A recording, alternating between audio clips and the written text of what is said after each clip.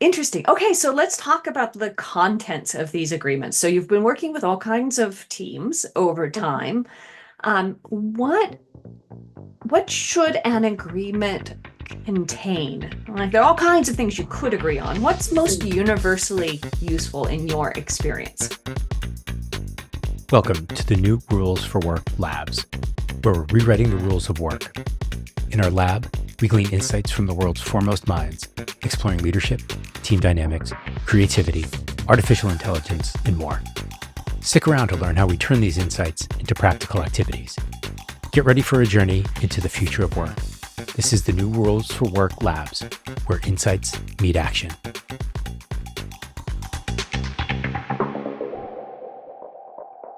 The nature of teamwork is changing rapidly. Amid this flux, creating explicit working agreements can provide the clarity teams need in order to collaborate productively. But the traditional approach of lengthy team charters and offsites doesn't always fit our need for adaptability. That's why we're exploring how to evolve working agreements for the future of teaming. For this 4-part interview series, I connected with pioneering experts who all shared their hard-won wisdom. For episode 2, we ask, what works in practice? And what doesn't?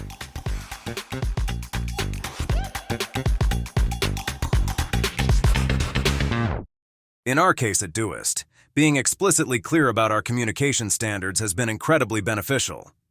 We have 10 guiding principles of communication that concisely summarize how we prefer to communicate with each other, and which underscore how we work together. Leaning into principles such as transparency, intentionality, radical candor, and having a bias for action are all key aspects of how we communicate, and therefore, how we move work forward as a collective of 100 people spread across the globe. I think there's probably 5 or 6 things Ooh. which appear in every single conversation. I think the first one, and I'm laughing because it's probably, in some respects, it unpacks so much of the others, and Mm-hmm. that's about meetings. You know, Bingo! I, and I just think there is so much nested within that word meeting. And for some people internally, they just go, oh God. And for other people, they get really energized by going to meetings. So of course they then want more of them. So meetings absolutely is always for me top of the list. Ah, it's always so the ones, well, I don't know if it's the most useful, but it's the one where everybody starts as one is the communication agreements because everybody is so overloaded and we all have such strong preferences for how we like to communicate. So, you quickly find out who's a WhatsApp person versus an email person versus a phone person. And each of those methods is really different. So, my husband's just like, just pick up the phone and call. And I hate calling. I'll do anything. Like I'll find the hairdresser where you don't need to call, like I'll do anything to not call I don't understand why. But he's just like, he'll just call anybody, you know? Mm-hmm. So, so communication is always one where I start, but could you say the question one more time? Um, the agreements that you find most universally useful, like pretty much Hmm. every team really does need to figure this one out. And then it ends up mattering that they had that conversation and came to that agreement. How we communicate, the basic about when we use email or Slack or text message and blah, blah, that kind of basic rule, because many teams are having like hundreds of ways of communicating, and they start a communication on Slack, they then send a message via Zoom, and then they continue an email, and then that creates a lot of confusion and Mm-hmm. overlaps, but also anxiety because some people are expecting like response to come faster than they should, or that's possible. So for me, that's the basically something that happens in all teams, and we need to clarify how we communicate with each other. For me, it it's really around respect.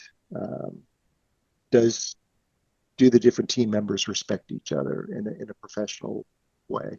And with that, do they allow everyone an equal voice? That's usually the one that I find needs to be set. And with that, there might be different techniques that we grab onto to make sure that happens. Some more innovative approaches I've heard is the loudest voice goes last. Mm. And so I've seen in some groups where they know who the loudest voice is or speaks the most often, and they have a work agreement where, okay, we're going to reverse the order who usually goes first, but that requires a great deal of respect and turning the ego knob down a little bit. Yeah, one, it's always around communication. There's so much tension. It's always So in my experience, communication. And I mean, like, for instance, on my team, I was driving Tahira crazy when we first started working together because she responds to emails instantly. Like, I don't know how she does it, but I do it twice a day. And Mhm. so she was getting responses hours later, and I would get them instantly. So I'm happy, and she was very unhappy. So we had to really agree on, like, okay, response times are going to be like this. Right. So those small annoyances, they drive people crazy. I remember learning response times from you, and response times is by far, platform plus response time, like what goes where and when can you expect a response in a distributed working environment, makes such a huge difference for getting in front of bad assumptions. Totally. And one of the things that got highlighted for me was when I interviewed the astronaut last January, Paul Richards, because I wanted to talk about, like, space, remote from space. But Paul said that the astronauts really do train to have the right information at the right place at the right time, which sounds really easy to say, but when you really start to think about it, he says that they train so much on their interpersonal communication that they don't need verbal communication anymore. It's like with your partner, you can tell at a glance what they're thinking just because you know them so well. Like, they don't have to say anything. You're like, oh, I know exactly what's going on in that head. And so he says that astronauts train, like, to be able to do that with each other so that they're that close knit. And I was thinking, teams don't really need to train to be that close knit, but we do need to train to be somewhat close knit. And that actually there is a training that's needed in order to be close knit. I mean, call it training, call it whatever. It's attention, Right, that's needed in order to be close knit. So I really liked what he said with the team agreement. That sort of just sealed the deal for me.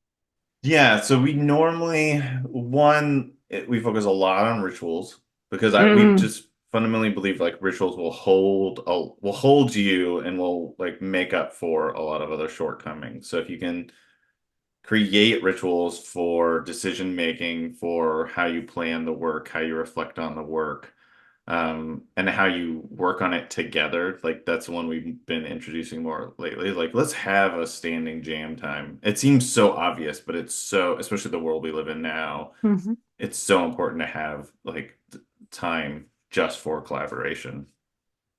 So rituals is one big thing. And then we will pay attention to, there'll be some more traditional working agreements in terms of, like, we will work in the open is a big one for us. That we make work visible in some way, and it's always clear what people are working on. That, we'll keep commitments, right? If we follow some form of sprint planning, we're going to try our best to keep the commitments we make, and if we don't, we're going to reflect on why. There is the agreement to invite dissent into their space, right? That's really important to us, especially for a new team, just to have that explicit permission to say, like, and that can be, I'm going to wear the devil's advocate hat right now, whatever that needs to be to make it as safe in that culture to experiment in those ways and to invite feedback. So not just be okay with feedback, to actually, like, look for it. And then I think the other area for me is how we collaborate, how we make some choices about collaboration. What is it that's going to drive us to physically come together to collaborate versus, and I'm probably back touching on synchronous and asynchronous again, and all of the tools and the platforms. So a lot of these are kind of nested into each other rather than being completely separate. And then I think the other one for me is then our relational approach. So this is about our sense of connection with each other, our level of trust, our level of psychological safety, which for me is I don't know, is the kind of the spirit and the glue and everything that sort of swirls around all of these things of communication and meetings and synchronous and asynchronous working and tech platforms, is what level of relationship do we have with each other? And how trusted and supported do I feel? And how safe enough do I feel to be able to, share where I need help with something? I think you're saying that teams need to train to be that close knit, which means that they need a basis upon which to train, right? It can't be we just spend a lot of time together and then therefore we become close knit, because you're not actually marrying these people and planning to live with them for a decade. Right. Which is what we get with our partners, Right. And we can't spend the time together. And like, what kind of close knit do we want for our team? Like, is functioning okay? Or do people really want to be friends? Right. Like, everybody has a different need. And some people want to be friends and some people are like the opposite. It makes them cringe to think about like all that. They just don't want the friendships. They don't need it. Right. Their life is, their social life is not their work life. Totally. And to make them do things is, Actually, there was a conversation with Bud from Noble about that. We were talking about the teams that come together and ask everybody to, share 2 things about their childhood and, all of this kind of stuff, and how just both inappropriate and, like capitalizing on potentially traumatic memories for people as a way of team bonding is just such an awful, inappropriate thing to do. Yeah, I mean, people mean well. I mean, that's why I have to be like, they mean well. Yeah, well. Absolutely. They want to connect and get to know you as a person. But how about let's start with favorite food? Something a little less traumatic. Yeah, indeed. Yeah. So I really appreciate that. I actually, this is the first conversation I've had where we've talked about, work can in fact just be about work and being clear. It doesn't mean that you don't try to be pleasant and nice and have a warm relationship with your colleagues, but you don't have to be friends. But you do have to communicate well. Totally. And actually, Chase has the best quote on this that I use it in every single workshop and presentation. And he says, a team culture is based on how you work together, not how you socialize together. And I'm like, yes, 100%, because it's not about the pizza parties and the quiz nights. Like, those are fun, but it doesn't mean you're going to work well together. Like, it just means you're going to have pizza and quiz nights together. But like, actually working well together means that it's like a well-oiled machine, that you're not annoyed, that you're not waiting for information, that there's one source of truth, that there's a clear goal. Like, that matters so much more than any old pizza party. And actually, what I hear in my workshops all the time is like, the last thing anybody wants at the end of a long week is some virtual quiz night with your team, right? Like, it sounds like a nightmare. I'm in the camp of like, don't need the team building stuff. Like, as much as it seems like I would like that, but I have no need. I have no need. I could sit alone in my office all day, be fine with that. Well, and that some of the best team building stuff is micro, right? It's, hey, we're in a call and we are working through our priorities list, and we've taken the list and we've organized it, and then we've broken into teams and we're working on it together, and we've solved a problem.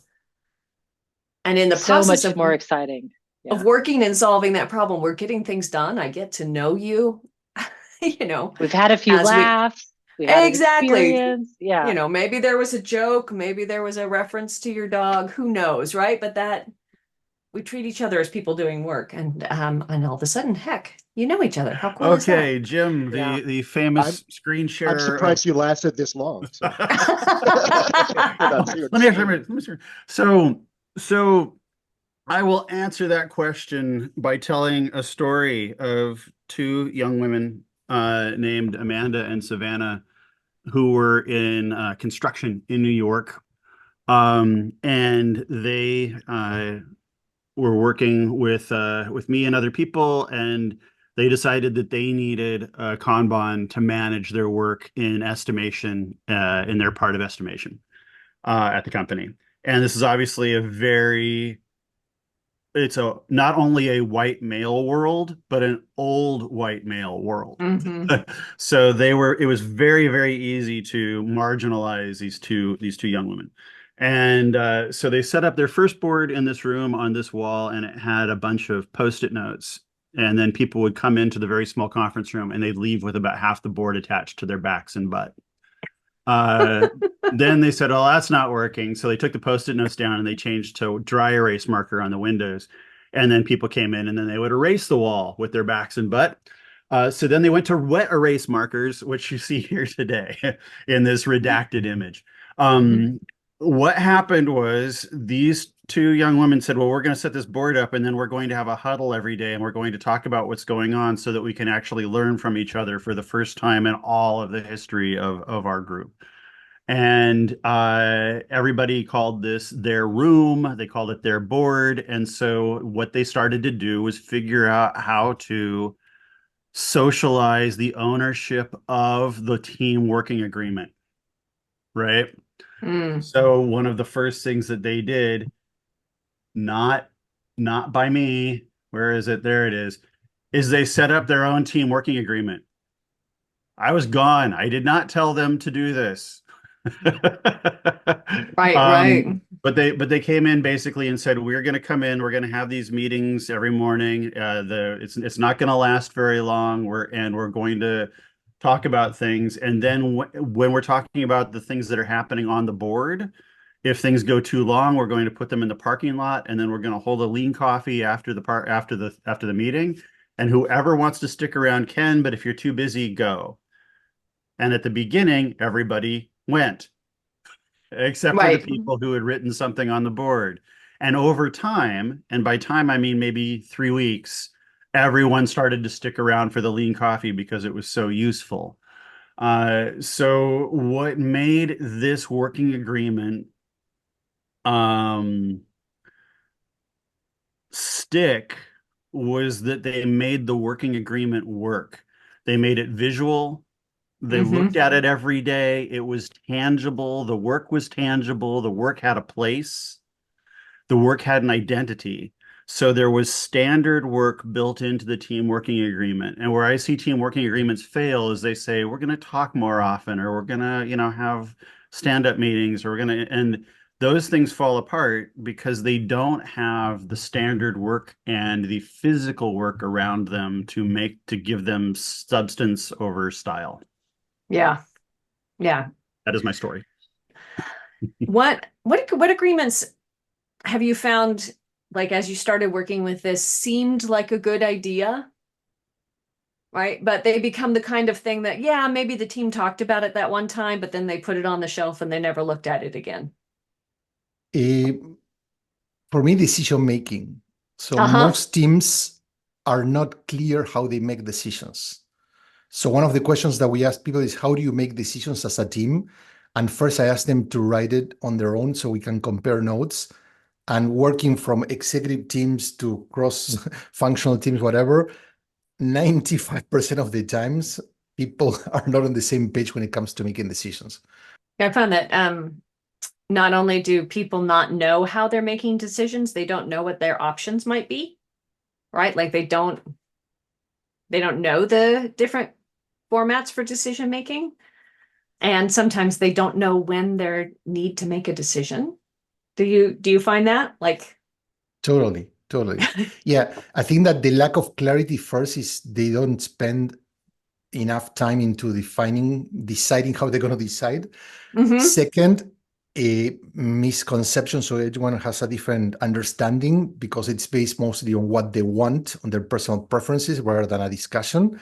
And third, to your point, people are not unclear about the different decision-making methods. So if I like cooking. If you don't know, what the different utensils or ingredients are all about, then you're never going to come up with a nice dish. Right. Generally speaking, I find the following types of agreements fall short of their intended goals.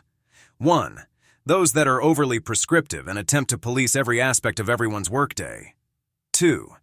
those that fail to leave space for the human side of work, such as building personal relationships beyond the office and encouraging serendipitous conversation. What are some other challenges or issues you've seen of people who've tried to do it well and then not? I think, anytime that there's an effort to codify how we work in an organization, I just assume that there are impediments to codifying that honestly and accurately in the first attempts. I usually assume, even if it's a new team, they've still imbibed, unless they're completely new to the organization, they've imbibed some of the water and the rest of the culture. And so we just assume there's probably a lack of psychological safety, or we just can't assume there is psychological safety in that room until we start to see it. So we don't hold tight. We have to be very careful what we hold tightly to in that first charter and how much we really want to create in there, assuming again that like maybe the things the group fixated on were just the safest things to talk about in that space, but they actually have little impact on helping the team achieve a higher level of performance. So there's that. Doing retrospectives is so critical, and not just because you're gonna glean learnings, but you're gonna watch how they treat that space, right? And like who speaks and who seems comfortable speaking. That tells us a lot about it. Yeah, and then I think one of the things that is very difficult to understand is like no team stands alone, and that there are other teams that are affecting this team that you're working with, and plenty of times we have gone through some sort of like team improvement process for shared services teams in particular. So it could be like a marketing function, and they will create a team charter inside their own castle where basically everything adds up to everyone else here is a jerk, and this is how we're going to protect our work, without understanding, and there's a remarkable CMO we worked with who he saw his team chartering like that and stopped the meeting and said, without those internal partners, there's no role for us inside the organization. He's like, and he's like, have we earned the right to show up like this? One of the things that's important is many tech teams have been trained in an agile method, but now what I encounter, yesterday I was having a couple of workshops with a large organization, no names mentioned, and now they're following the cadence because they have to, but they're realizing that the cadence, it's not the one they need. And in most of the cases, they're just having a stand-up meeting or a meeting for whatever, and the meeting doesn't serve them. But they just follow a protocol versus, and so to your point, we want to codify or clarify what we don't have, but also team agreements help revisit and even challenge the agreements that maybe 3 years ago, 2 years ago were great, but now they no longer serve the team. So we need to adjust them. If you take like your books, my books, anybody's books on how to do things do reflect really great ideas and really best practices in general. Right? Because we're looking across large groups of people and many organizations. That doesn't mean you should pick up anything that we say and apply it specifically verbatim. Right. So I love that. I love that this practice gives people a chance to pay attention to what actually matters in their world. Yeah, exactly. And sometimes it's really tough. Like we were working with an organization who was all about empowered teams and wanted to really change the culture that way. And we're struggling because I think they just bought a Dogma off the shelf, and they're like, how do we become this? And they were really fixated on that. But when we got into the questions of like, okay, who are we talking about acting differently in what way? And like one of the keystone behaviors were, well, we want execs to stop dictating product roadmaps. Like, so what would be necessary to make that possible? And that really that illuminates all the work in a different way than, okay, we need these sets of rituals because the Scaled Agile framework tells us so. We need to do, X, Y, and Z. But it's like, what would need to be put in place to build the trust and the process in place so that execs didn't need to show up and be like, have we thought about coupons? We should add coupons to the product roadmap. Right. I think there's something that I always want to warn teams about is because you are introducing new habits and new behaviors, it isn't all going to happen overnight. We're human, Right. you know, we might forget, we might get it wrong, you know, unexpected things happen. So I kind of encourage people to just, you know, believe that the spirit and the intent is there and that people aren't intentionally getting it wrong. But it might take 2 or 3 iterations of something before people remember. You know, I was working with a manager, and he had just got a newly enlarged team, and he said, I'm going to have to just really rethink how I run my meetings, because I've got far more people than I ever had before, and what I've done before just isn't going to work. Right. And so he really changed the cadence of his meetings and the focus of his meetings. Now, in order to be able to do this, and the intent was that he was wanting to free up the time for his team to then focus on their team, because they were saying, we just don't have time to do all the things that we need to do with our teams as well. He required them to make 2 big changes of behavior about how they turned up ready for what I call active participation in meeting. Now, it took, the first time he did it, he phoned me up and he went, I'm so frustrated. Nobody had prepared. Right. It's like, okay, so, you know, we talked about it, and he's kind of knows, I just want to give it, it's not all happening, it's not happening.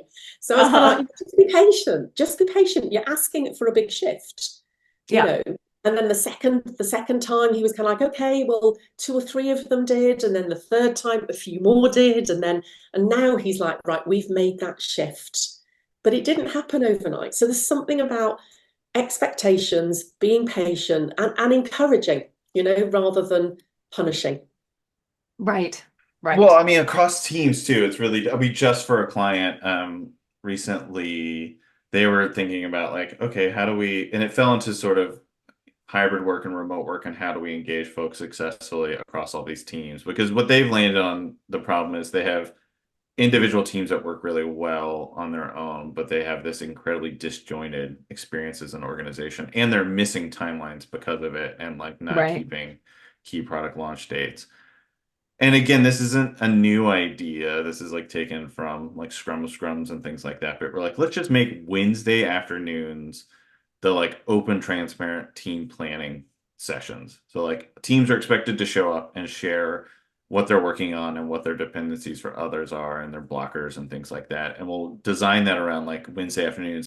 That's cool. I know a couple of folks who do agile transformations and things like that, and they go in with that promise of, hey, we're going to reduce your scheduled time on your calendar and free you up, and you'll hit all your things. And they find that sometimes you actually end up adding more of those structured collaborations, which doesn't necessarily help you impress the client by having checked off that box on your SOW. No, we tell people we're going to make their lives more painful done, right? for the short term. Like that's the first thing we admit to. Like we're going to add more time to your calendar. It's going to feel a crunch. And then a lot of times too, you're running this like an old process and a new process at the same time. And that's important to know. And also like we've measured enough through our engagements that we know like through any change or transformation, you're going to have an engagement hit. You're going to have a belonging hit in the first 30 to 45 days. But like you have to listen, but also continue through it, and you'll start to see improvements, and you'll start to decide how to prioritize. You just don't know in the beginning how exactly to prioritize, like what to kill, what to cancel, because you're still making sense of what you're trying to accomplish together. And seeing that work in construction is, especially in New York, was an incredible joy, because you had groups of people who had been just beating the crap out of each other for 120 solid years. Right. And when they would come in and they would do collaborative meetings where they would work through things, I'm trying to find one more image here.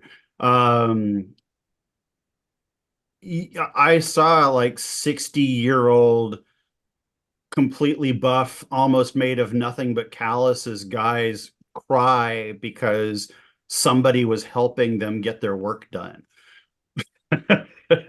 It's so intense to watch people actually get permission to care about each other. And that's just it's something that given the current political climate, everybody's kind of fallen away from again. Mm-hmm.